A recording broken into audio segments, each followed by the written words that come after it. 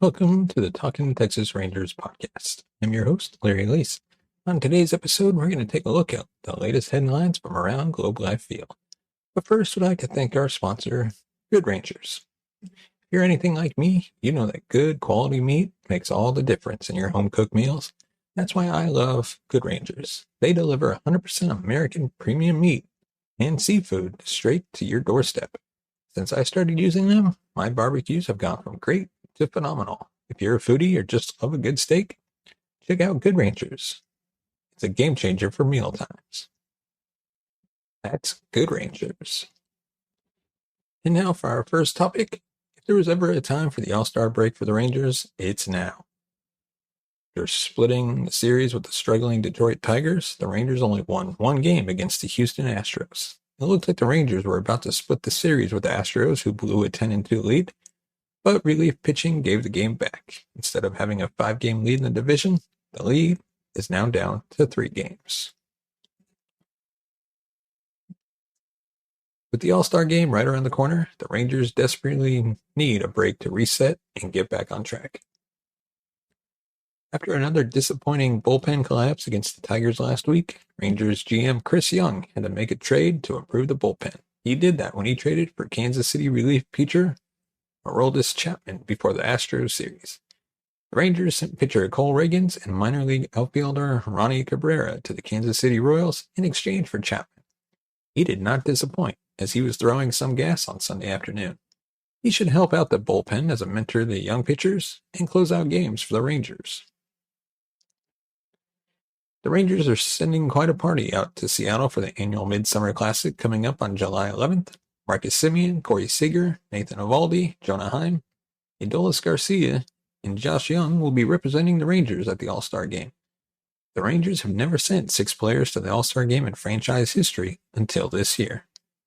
4 of them, Semien, Seager, Heim, and Young, will be starting for the American League. If you haven't watched the MLB All-Star Game before, watch it this season. The Rangers really don't get a break until the All-Star festivities coming up next week. They have a 3-game series starting Tuesday against the Red Sox on the road, followed by another 3-game series against the Nationals. That's a lot of baseball for the Rangers to handle. Hopefully, the Rangers focus on task at hand instead of dreaming of the break they have coming up. The Astros are closing in on the Rangers' lead for first place, and every win counts. And now let's take a look at who's hot this week. Sebastian Walcott. I know this isn't one of the main players on the Rangers roster, but what he's doing in the Arizona Complex League is just insane. The 17-year-old is hitting .412 with a 1.471 OPS through his first 4 games. He really sent a ball over the wall with an exit velocity of 107 miles per hour. I think he will be the heir to Corey Seager's position on the Rangers when he's fully developed. Next up, Chris Young. The Rangers' general manager deserves to be on the Who's Hot list for the trade he pulled off for Aroldis Chapman last week. I thought we were going to have to give up a huge name in order to get a guy like Chapman. However, the Royals took Ragans and Cabrera. That's textbook fleecing right there. I still think he will make one huge move before the deadline. Stay tuned to the Talking Texas Rangers podcast for all your trade deadline news later this month. Next up, Travis Jankowski. He had a really good game on Monday where his 5 RBIs helped the Rangers get back into the game against the Astros.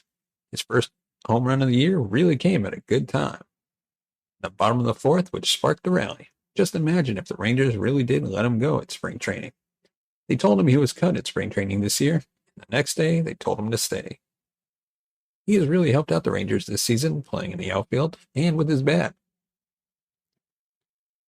So sadly, we also have to take a look at who's not hot. Ezekiel Duran. Duran is getting on base and still hitting home runs, but I do have some concerns about the amount of times he has struck out this past week. In the last week, he has struck out 13 times at the plate, and that is somewhat concerning. I know he wants to crush the ball over the wall every time he's at the plate, but he has to realize that getting on base is better for the teams. Cole Ragans. This is the part of the game that I absolutely hate. As part of the Chapman trade, we must say goodbye to Ragans' tenure as a Ranger for now. I remember when the Rangers drafted him back in 2016, Ragans was given all the opportunities to make the Rangers roster and had some flashes of greatness this season. I had a gut feeling when he got healthy again that he would end up on the trading block, and I was right. and I personally wish him the best with the Royal organization, and hopefully the Rangers could consider bringing him back in the future. Next up, Will Smith. Pretty simple why he's on the bottom list this week. He only had one job, getting 3 outs to end the game against the Astros and secure the epic comeback victory. However, he did not do that and gave the Astros a 1-run lead, and they eventually went on to win that game. I think Bochy needs to flip Aroldis Chapman to the closer and have Will Smith set him up from now. Of course, like we said, their upcoming series begins today on July 4th against the Boston Red Sox. And then on July 7th, they head over to D.C. for their series against the Nationals. Before we move on, give us a thumbs up if you like our video, subscribe to the channel, and hit that bell notification button to be notified of future videos.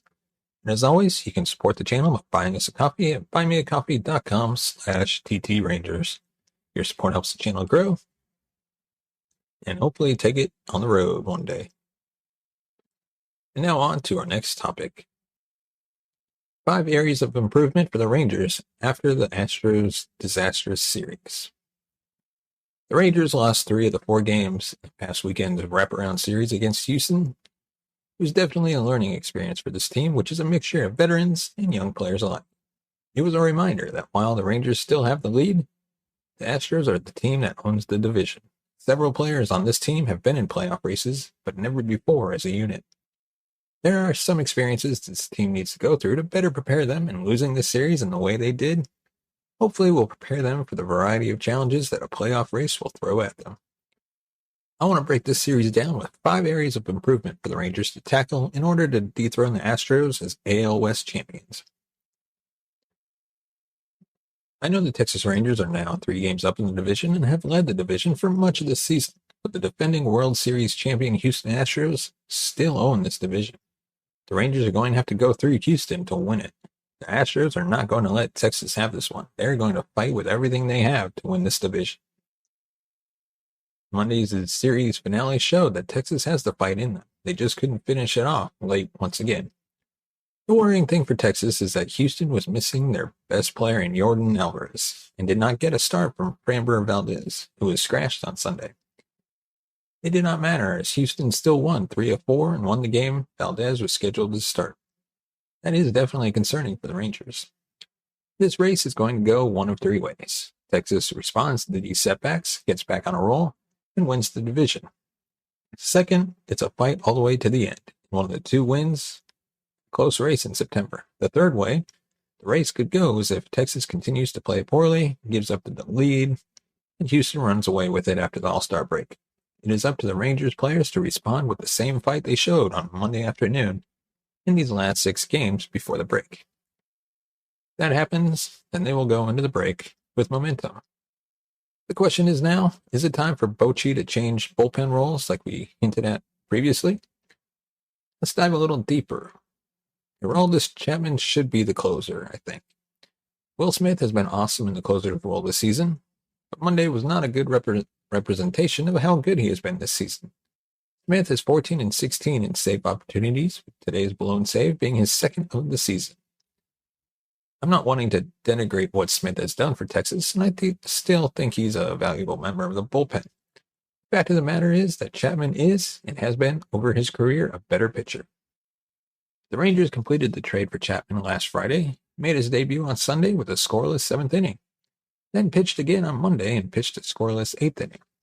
Both times, the reliever that followed Chapman ended up blowing the lead. On Sunday, it was Josh Sborz who gave up 3 runs in 2/3 of an inning to lose the game 5-3. Monday, it was Will Smith, who was handed an 11-10 lead and gave up 2 runs to lose 12-11. Chapman was brought in to strengthen the bullpen. His best role is as a finisher. He has shown the ability throughout his career that he is not scared by the bright lights of the 9th inning. He has 317 saves in his career and has closed out several postseason games as well. It feels like this move is going to happen. It just is a matter of when, not if. Next up, Ezekiel Duran is far from a finished product. The second-year sensation has had a tremendous first half of the season. No one can deny that he has shown massive amounts of improvement from year 1 to year 2. He's having better at-bats, making more contact, and driving the ball to all fields. He has been amazing to watch in the field as well, whether at shortstop or in the outfield. He still does struggle against the really good teams. The best 3 teams Texas has played this season are Tampa, Atlanta, and Houston. Duran against those 3 teams is a combined 440 with 15 strikeouts. This weekend, Duran was 0-12 with 8 strikeouts in the first 3 games of the series. Bochy did not play Duran on Monday, opting instead for Josh Smith in this game. Duran is still just 24 years old. There is a lot of tough competition coming for Texas after the break, and they will need Duran to contribute in those games. Houston really attacked Duran by just keeping the ball up in the zone and away. He saw very few pitches middle in this weekend. Or the past weekend, I should say. Baseball is full of copycats and scouts, looking for Duran to see more pitches up in the zone, as scouting reports will say that is where he can be retired. It will be up to the young star to make the changes necessary to combat that line of attack. And next up, the Texas Rangers need a starting pitcher.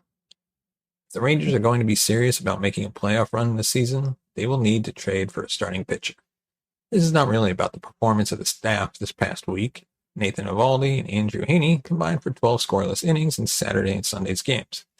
It's about the inconsistency of the staff. While Eovaldi and Heaney were good, Gray and Perez were not. The one consistent is the all-star Eovaldi, and he has been very good this season. Everyone else on the staff is unpredictable. Andrew Heaney even made a comment about that after his start on Sunday.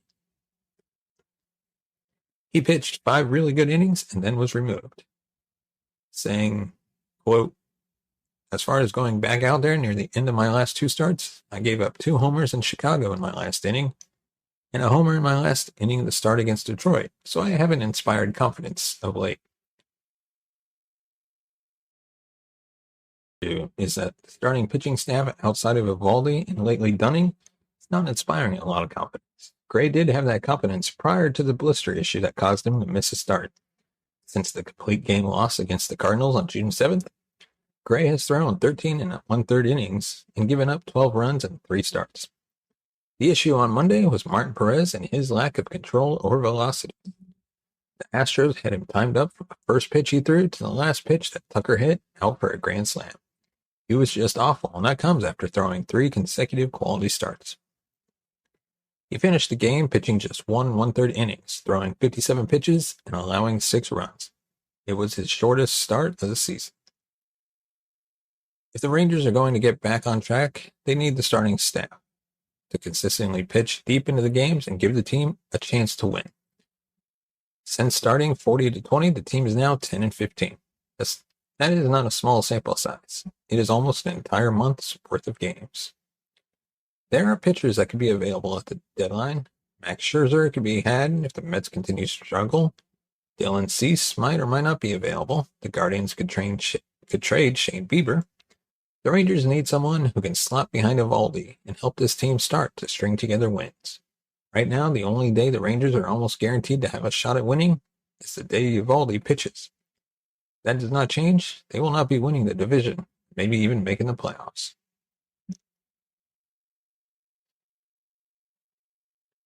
Next up, Glenn Otto and Cody Bradford had a very good weekend. Before you say it, I know Otto allowed a 3-run home run to Jose Abreu and increased the lead to 10-2 for the Astros last Monday. I will also say that he looked good in the bullpen role. The combination of him and Bradford really kept the Rangers in the game and gave them the opportunity to come back. Otto was activated last Friday before the opener of this series. He made his season debut that night and pitched a scoreless 9th inning. He was called upon again on Monday in relief of Martin Perez. He finished the second and had a scoreless 3rd. He did run into trouble in the 4th by allowing an RBI single to Alex Bregman and then a 3-run home run to Jose Abreu. He finished that inning and then pitched a scoreless 5th as well. His final numbers were 3 1/3 innings, 4 hits, 4 runs, 2 strikeouts, and 1 walk. The score bottomed out at 10-2 while he was in, but by the time Bradford entered the game in the 6th, the Rangers cut the lead to 10-9. Bradford was mostly unavailable after starting on Thursday against the Tigers. He did get into the game on Monday. He was spectacular in his 2 1/3 innings. He did not allow a hit or a run. He struck out 4 Astros and did not walk a single batter. His confidence continues to grow, and with Ragans being traded away, the left-handed long reliever role is his. The Rangers with Otto and Bradford do have a similar sort of makeup to the bullpen as they did on opening day, when Dunning and Ragans were the co-long relievers. The challenge for Bochy will be able to find enough innings for both pitchers to warrant keeping them on the roster. For now, they did very well in their roles this weekend and will be real weapons for the Rangers if used properly.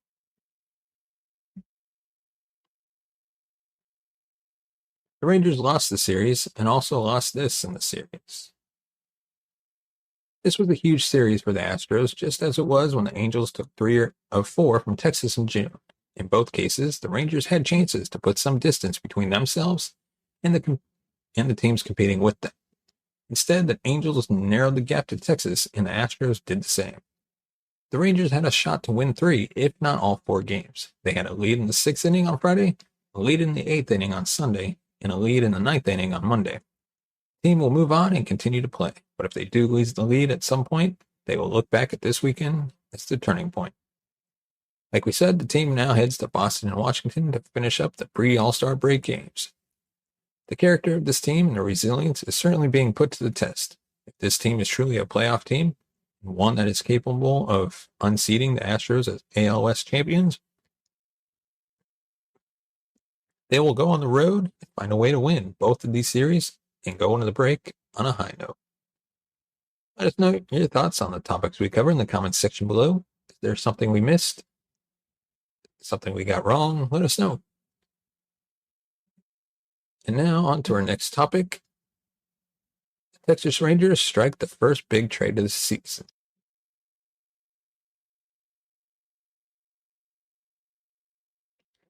The Rangers announced 1 week ago, they had acquired Aroldis Chapman from Kansas City. For left-handed pitcher Cole Ragans and minor league outfielder Roni Cabrera. This is Chris Young's first significant trade since taking over for John Daniels last August. It will not likely be the last trade Texas makes before the deadline. Aroldis Chapman signed a 1-year, $375 million contract this past offseason with the Royals. That came after last season when he refused to show up for a postseason workout with the Yankees, and the team sent him home. The velocity was down last season to an average of 97.5 miles per hour, the lowest average fastball that he has had in his entire career. It looked like he was done. He signed with Kansas City because he was good friends with Salvador Perez. This season, the fastball rate is back to 99.4 miles per hour. If it stays at that, it will be the highest rate he had since 2017 when he was averaging 100 miles per hour on his 4-seam fastball. Chapman has struck out 43.4 of the batters he has faced. His walk rate is still higher than a team would like it to be for their closer. Right now, Chapman has walked 20 batters in 29 and 1/3 innings pitched. That is concerning. Also, he was not closing for Kansas City. He was their primary 8th inning reliever, and he would hand the game over to Scott Barlow to close it out. Still haven't seen yet how Chapman's role will be with the Rangers moving forward. To get Chapman, the Rangers gave up 2016 first-round pick Cole Ragans and minor league outfielder Roni Cabrera. Ragans spent most of the first 2.5 months on the major league roster serving as a longman. He had a very impressive spring training that earned him his spot on the roster. He will presumably head to Kansas City and get a shot to start every 5th day. Unfortunately for Ragans, that opportunity was likely not going to happen for him in Texas. Good luck to Ragans. I'll be rooting for him from afar. He came back from 2 Tommy John surgeries in a row and never gave up. He is a success story no matter what happens in his career. The great thing about this trade is it does not significantly reduce their chances of being able to pull off future trades. They still have all their top prospects at hand, and Chris Young has sent a message with this trade that Texas is open for business. This is a trade that will energize this team and add depth to the bullpen. I give this trade an A for Chris Young, and I think this could help Kansas City in the future as well. In addition to acquiring Aroldis Chapman, the Rangers added 2 players to the active Major League roster. They activated Glenn Otto, which we previously mentioned, and activated Brad Miller from the 10-day IL.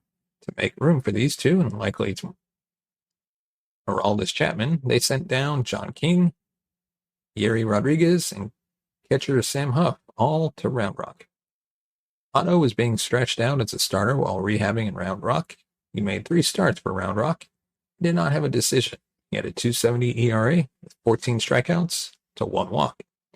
He also was only allowing hitters a 167 batting average. He gives Bochy another right-handed pitcher with a great slider that can come in for short stints or pitch multiple innings. Brad Miller probably still doesn't have much of a role on this team. I think he will probably be a pinch hitter, sometimes starter at first. For the most part, he's a good veteran presence for this team and will continue to serve in that role.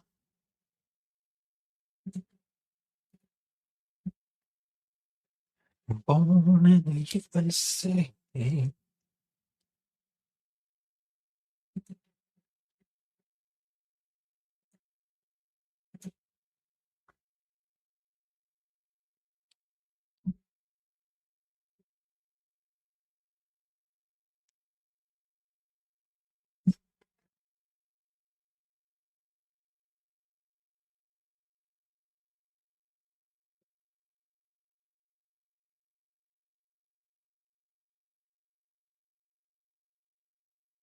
And finally, we're going to take a look at top 5 moments from the first half. The Rangers, with a strong first half, have had several unforgettable moments. The Rangers are officially halfway through the schedule. They came up just short of the loss against the Houston Astros. Still in first place at this point for the first time since 2016.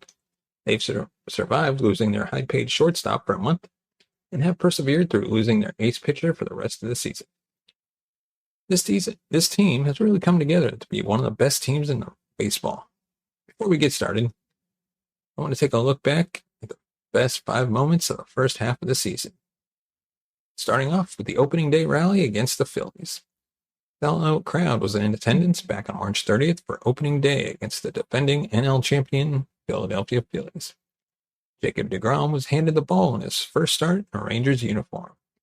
He went up against Aaron Nola.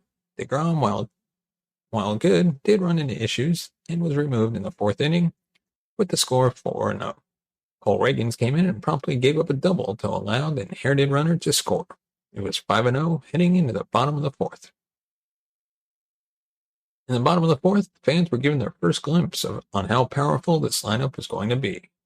It was a 9-run 4th inning rally that saw 12 hitters come to the plate. There were 7 hits, including 3-run home run from Robbie Grossman and 2 walks. They ended up scoring 11 runs on the day and won the game and swept the series from Philadelphia. It was an eye-opening series that set the tone for what was to come after. Number 2, Marcus Semien sends a ball for a ride in Houston. Semien hammers this one to left. It is high enough to get over the wall, and a grand slam.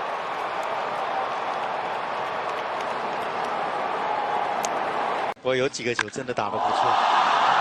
这个球飞到了是在左外野方向。This ball is long gone, just like the ex-girlfriend who will never return. Home run! The Rangers and Astros have only played 1 series against each other this season, and that was back in April. The Rangers entered that weekend having not won a series at Minute Maid Park since 2018. It has become a house of horrors for the Rangers since then. They had their chance to show a national audience on ESPN that this start was for real. In the 7th inning, with the Rangers leading 2-0, Marcus Semien came through with the big hit. The Rangers ended up winning 9-1 and ending their streak of losing series in Houston and handed a loss to Framber Valdez. It was a statement to the Astros and the rest of baseball. The Rangers are here, and they are not going anywhere. Aroldis Garcia saves the City Connect uniforms with an all-time performance. The Rangers debuted their new City Connect uniforms on Friday, April 21st. It was a well-thought-out unveiling of the uniforms that had been in the making for several months. The team finally got to wear them on April 21st and ended up losing that night 5-4 to the Oakland A's. The team, long before, had decided to make it a 2-night debut. So they wore the uniforms again on April 22nd. That was the night Aroldis Garcia went nuclear and destroyed everything in his path. Garcia was 5-5 on the night with 3 home runs, 2 doubles, and 8 RBIs. He nearly tied Pudge Rodriguez's team record of 9 RBIs in a single game. It will go down as one of the best individual performances in Texas Rangers history. The Rangers would go on to win the game 18-3, and the City Connect uniforms would be tied to greatness instead of losing. Next up, Nathan Eovaldi sends a very loud message. On April 28th, Jacob deGrom had to be removed from his start against the Yankees with what was being termed elbow inflammation. He was put on that 15-day IL the next day. Nathan Eovaldi started in Game 2 of that series, and this start could have went several different ways. The team could have been despondent after losing their ace. The team plays flat and loses a blowout against the Yankees at home. Instead, Nathan Eovaldi assumed the role of team ace and showed that the Rangers are not going to miss a beat, even after losing deGrom. It was a brilliant outing that led to a dominant month of May that earned him the award of AL Pitcher of the Month. This outing quieted the noise that surrounded this team after the deGrom news and allowed them to move forward and continue to play great baseball. And finally, Grant Anderson saves the bullpen. The Rangers' bullpen has been inconsistent, to say the least. They started off with a 20-plus inning scoreless streak, then went through a stretch where they could not close out games. Late April to mid-May, nearly every game the Rangers lost was tied back to the bullpen.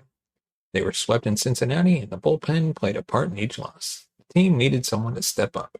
In late May, Grant Anderson was promoted from round rock. The 25-year-old reliever was being given a shot to earn a role. He had a debut that fans will never forget, and one that has kept him on the team. He ended his night having pitched 2 2/3 innings, striking out 7 Detroit Tigers, walking none, and giving up no runs. The Rangers ended up winning the game 10-6. It was like a breath of fresh air for the bullpen. The now 26-year-old Anderson, since then, has locked down a role as one of Bruce Bochy's late inning relievers. He's not returning to the minors anytime soon. And of course, we're going to take a mention of our honorable mentions. We had Corey Seager's 5-for-5 game against Tampa Bay. Ezekiel Duran's go-ahead home run against Detroit. The Rangers now enter the final 81 games that will be full of challenges as this team tries to do something they have not done since 2016. Have a winning record and make the playoffs. There will be twists and turns as the team makes its way through the dog days of summer and into the pennant race. When we get done with the season, hopefully there are many more unforgettable moments that will be added to the end of season list. Let us know your thoughts in the comment section below. Is there a moment from the first half that we missed that we should have included? Let us know. And as always, you can find us on Facebook, Twitter, and Instagram. Just search Talkin' Texas Rangers. As always, if you want to support the channel, go ahead and buy us a coffee at buymeacoffee.com/TTRangers. As always, thank you so much for watching and listening. We will see you next time.